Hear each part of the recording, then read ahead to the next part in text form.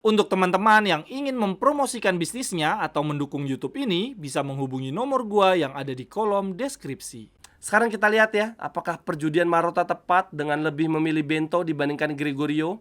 Padahal Gregorio kan jebolan Akademi Inter, baru saja dinobatkan sebagai kiper terbaik Serie A musim ini.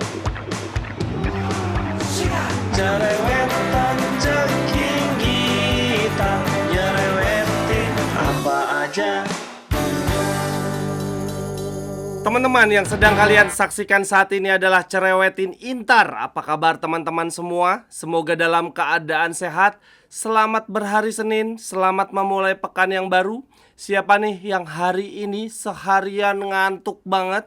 Karena dini hari tadi baru saja menyaksikan pertandingan terakhir kita di musim ini. Teman-teman pada nyadar nggak sih? Di 5 pertandingan terakhir kita, ketika Inter sudah dipastikan merebut Scudetto, itu ya nonton pertandingan Inter penuh dengan tantangan. Gila, 90 menit terasa ngantuknya luar biasa. Sumpah deh, itu Inter mainnya udah kayak nggak niat anjir. Nggak ada gairah, nggak ada energi. Dan masalahnya, kita sebetulnya udah menyadari tuh bahwa Inter di 5 pertandingan terakhir mainnya nggak akan serius, mainnya nggak akan ada gregetnya. Akan tetapi entah kenapa ya, kok hati ini terasa nggak afdol kalau Inter main dan kita nggak nonton. Walaupun sebetulnya kita juga udah menyadari ya bahwa pertandingannya nggak akan ada gregetnya, pertandingannya nggak penting dan mainnya tengah malam. Pokoknya pertandingan Inter wajib banget ditonton. Kalau bagi gue pribadi, nonton Inter udah kayak hiburan, bahkan udah kayak kebutuhan lah. Jadi kalau ada Inter main dan gue nggak nonton, itu rasanya rugi banget. Dan di pertandingan lawan Verona dini hari tadi, pertandingan terakhir kita di Serie A musim ini, berakhir 2-2 teman-teman. Kedua gol kita dicetak oleh Arnautovic ya, yang akhirnya menemukan kembali ketajamannya ketika Inter sudah dipastikan merebut Scudetto. Ketika pertandingan Inter sudah tidak lagi penting, Arnautovic malah keluar skill-skillnya anjir. Dan di pertandingan lawan Verona, rasa-rasanya akan menjadi pertandingan terakhir bagi beberapa pemain Inter ya.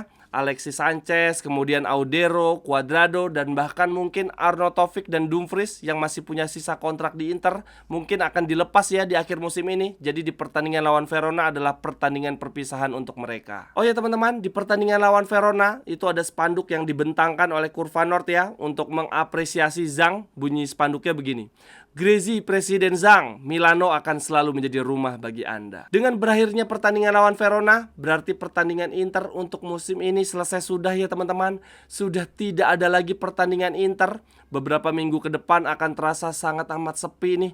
Aduh, akan terasa sangat membosankan. Akan tetapi untungnya di pertengahan bulan Juni nanti, di sekitar tanggal 15 sudah mulai ada Euro 2024 ya teman-teman. Pertandingan perdana Italia akan melawan Albania. Barella Fratesi, Darmian, Bastoni, dan Acerbi akan menghadapi Aslani. Lalu kemudian lanjut 1 minggu kemudian akan dimulai Copa America.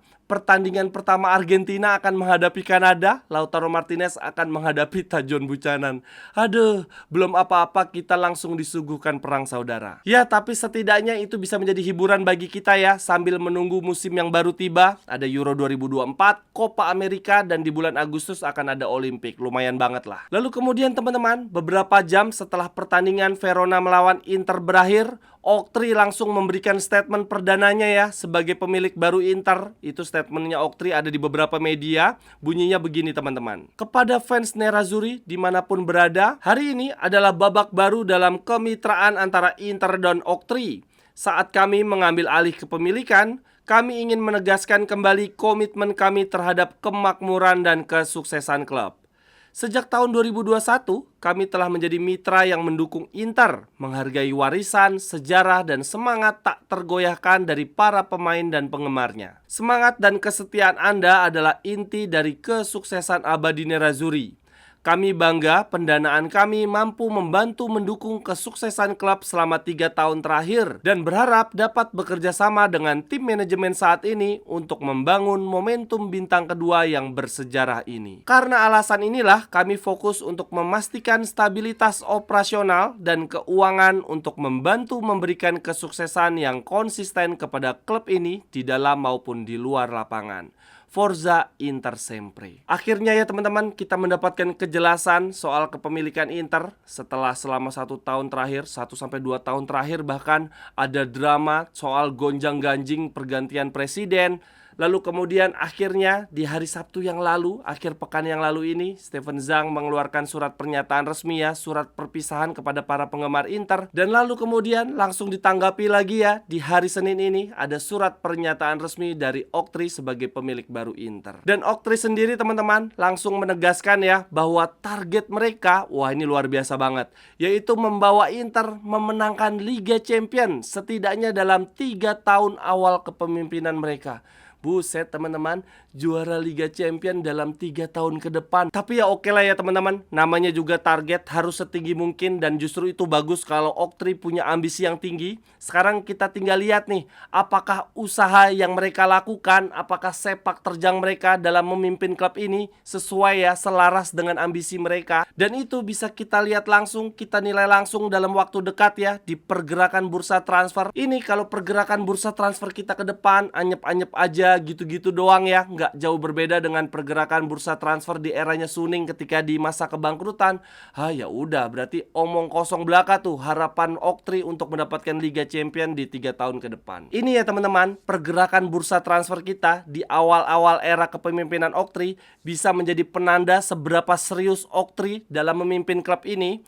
Karena dulu di awal-awal kepemimpinan Suning di Inter, buset deh, itu mereka sangat amat jor-joran. Dulu ya teman-teman, di awal-awal era Suning, itu para fans langsung menyadari kok bahwa pemilik Inter yang baru memang memiliki hasrat, memiliki ambisi membawa Inter ke titik tertinggi ya, membawa Inter ke masa kejayaan. Karena Suning saat itu langsung jor-joran banget, rela menggelontorkan banyak uang demi membeli pemain-pemain baru.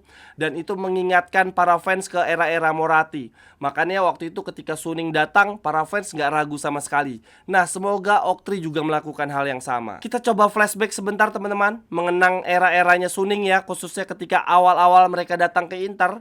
Sebetulnya total tuh Suning sudah mengeluarkan uang 1 miliar ya, 1 miliar euro untuk belanja pemain selama era kepemimpinan mereka 8 tahun. Itu uang yang sangat banyak. Di musim perdananya Suning, musim 2016-2017, total penjualan pemain mencapai 145 juta. Wah gila, gede banget. Dan pemain termahal yang dibeli oleh Suning adalah Joe Mario, 44 juta. Sinting, beli Joe Mario anjir 44 juta. Lalu kemudian tahun berikutnya 2017-2018 penjualan pemain mencapai 208 juta. Pembelian termahalnya adalah Raja Nainggolan 39 juta. Lalu musim 2018-2019 total penjualan pemain 107 juta. Pemain termahal adalah Lautaro Martinez, kala itu 25 juta teman-teman. Kemudian musim berikutnya 2019-2020 total penjualan kita mencapai 217 juta, banyak banget. Lalu pembelian termahal adalah Lukaku 74 juta. Itulah betapa bahagianya Conte ya, bisa beli satu pemain 74 juta, hal yang tidak dirasakan Inzaghi. Oh ya teman-teman, saat itu penjualan pemain Inter nilainya bisa tinggi-tinggi banget ya, 217 juta, 107 juta. Karena di musim-musim itu kita masih kena hukuman FFP. Jadi saat itu kondisinya kita harus menjual beberapa pemain dulu ya, sampai dengan nominal tertentu, baru deh setelah itu kita bisa membeli pemain-pemain baru. Kasihan banget nasibnya. Nah, setelah hukuman FFP selesai, baru agak lumayan lah, kita nggak perlu jual pemain terlalu tinggi. Kita murni jual pemain untuk membeli pemain yang baru. Lalu lanjut di tahun 2020-2021 penjualan pemain kita cuma 99 juta, agak berkurang jauh. Lalu pemain termahalnya adalah Sensi 28 juta. Lalu di musim berikutnya 2021-2022 kita penjualan pemain 120 juta dan pembelian termahalnya adalah Korea 33 juta teman-teman. Lalu kemudian musim lalu 2022-2023 itu penjualan kita dikit banget, 23 juta doang teman-teman. Dan ternyata pembelian termahal kita di musim lalu adalah free transfer ya teman-teman, Marcus Thuram. Walaupun baru bergabung di musim ini, tetapi kita udah booking sejak musim lalu. Dan itu bookingnya harus bayar ke agennya ya, ke bapaknya sebesar 8 juta. Itu adalah pembelian termahal kita di musim lalu. Aduh kasihan banget Inzaghi. Lalu kemudian di musim ini penjualan kita mencapai 108 juta dan pembelian termahal adalah Pavard 30 juta. Sehingga kalau di total-total pengeluaran era Suning ya untuk membeli pemain baru mencapai 1 miliar. Nah sekarang tinggal kita lihat ya teman-teman, bagaimana sepak terjang geliat bursa transfer kita di musim ini di awal era kepemimpinan Oktri. Untuk daftar incaran pemain kita di musim ini sendiri teman-teman, dari beberapa media kita fokus untuk memperbaiki di 3 posisi ya. Yang pertama tentu saja regenerasi kiper. Sudah ada satu nama yang tidak pernah berubah sejak beberapa bulan terakhir, yaitu pemain yang punya real estate, mobil banyak dan harta berlimpah, Bento. Kiper muda asal Brazil dengan postur tinggi ini harganya 20 juta ya teman-teman. Sama kayak harganya di Gregorio yang dibeli oleh Juventus dari Monza. Sekarang kita lihat ya, apakah perjudian Marotta tepat dengan lebih memilih Bento dibandingkan Gregorio. Padahal Gregorio kan jebolan Akademi Inter, baru saja dinobatkan sebagai kiper terbaik Serie A musim ini. Dan bahkan sekarang Gregorio lebih memilih Juventus. Ya semoga flop lah Gregorio di Juventus. Lalu kemudian target incaran berikutnya ada di lini depan ya teman-teman. Karena di musim ini salah satu lini yang paling banyak dikritik, yang paling banyak disorot, lini yang disebut-sebut sebagai penyebab Inter gagal di Coppa Italia dan di Liga Champion adalah lini depan. Sehingga di musim depan sangat amat butuh nih kita merombak lini depan. Sebetulnya kita juga udah dapetin Taremi, tetapi ada kemungkinan di musim depan Inter akan menggunakan 4-5 striker. Itu artinya Inter masih membutuhkan setidaknya 1-2 striker baru. Daftar incaran Inter berikutnya setelah Taremi adalah Gudmundsson, tetapi ini sepertinya menunggu penjualan dari Valentin Carboni sendiri. Lalu kemudian ada wacana juga Inter akan merekrut kembali Pinamonti, yang sekarang berarti dia akan main di Serie B bersama Sassuolo. Ini Pinamonti bisa menjadi striker nomor 5 dan kelebihan dia bisa didaftarkan sebagai home ground. Lalu kemudian berikutnya lagi incaran kita untuk di Mercato adalah posisi wingback kanan yang sudah pasti ditinggal oleh Cuadrado ya, yang kontraknya habis, dan kemungkinan besar kita juga akan berpisah dengan Dumfries, dan itu artinya ada kemungkinan Inter akan menambah 1-2 wingback kanan lagi ya untuk musim depan. Untuk pemain yang diincar dari beberapa media ada nama Di Lorenzo ya, kapten Napoli. Gue sih setuju banget Di Lorenzo, tetapi sayangnya kalau menurut gue Di Lorenzo agak kurang dalam hal ofensif ya. Dia tipe-tipe fullback yang lebih kuat di defensif persis Darmian. Berarti untuk sementara 3 posisi itu teman-teman yang menjadi fokus utama, menjadi prioritas di Mercato musim ini ya. Regenerasi kiper, penyerang nomor 4 dan nomor 5, dan juga wingback kanan. Teman-teman yang ingin membeli jersey atau pernak-pernik sepak bola lainnya, linknya ada di kolom deskripsi ya. Terima kasih. Lalu kemudian yang terakhir untuk cerewetin Inter hari ini, kemarin di sebelum pertandingan lawan Verona ada penyerahan penghargaan pemain dan pelatih terbaik Serie A musim ini ya teman-teman. Ada Inzaghi yang mendapatkan penghargaan Coach of the Year. Lalu ada Bastoni back terbaik, ada Calhanoglu gelandang terbaik, dan tentu saja ada Lautaro sebagai Player of the Season ya, pemain terbaik Serie A musim ini. Dan dengan terpilihnya Lautaro sebagai pemain terbaik musim ini teman-teman, berarti dia melanjutkan sejarah penyerang Inter yang menjadi Player of the Year Serie A. Sebelumnya di tahun 98 ada nama Ronaldo Nazario ya teman-teman yang menjadi pemain terbaik Serie A. Padahal saat itu Inter tidak meraih Scudetto. Di tahun 98 prestasi Inter adalah meraih Piala UEFA ya dengan mengalahkan Lazio. Tetapi pemain terbaiknya justru dari Inter, Ronaldo. Begitu juga di tahun berikutnya, di tahun 2002 itu ada Vieri yang mendapatkan Player of the Season. Padahal Inter tidak mendapatkan Scudetto ya. Di tahun 2002 itu bahkan Inter gagal mendapatkan Scudetto di detik-detik terakhir ya. Lalu kemudian mendapatkan penghargaan lagi di tahun 2008-2009. Saat itu kita meraih Scudetto dan Player of the Season-nya adalah Ibra. Lalu 2010 Player of the Season-nya adalah Milito. Dan kita bukan cuma sekedar mendapatkan Scudetto, tapi mendapatkan treble winners. Lalu kemudian setelah era treble, pemain kita absen cukup lama di daftar pemain terbaik Serie A ya. Baru dapat lagi di tahun 2018. Saat itu Icardi yang mendapatkan Player of the Season. Padahal Inter tidak mendapatkan Scudetto. Gila tuh, 2018 tuh lagi bagus-bagusnya si Icardi. Lalu kemudian di tahun 2021 kita dapat Player of the Season lagi, yaitu Lukaku sekaligus Scudetto.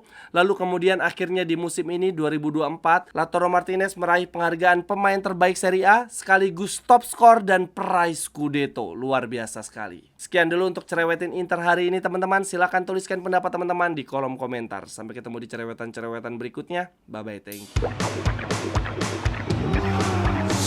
Cerewetan ceking kita, nyerewetin apa aja.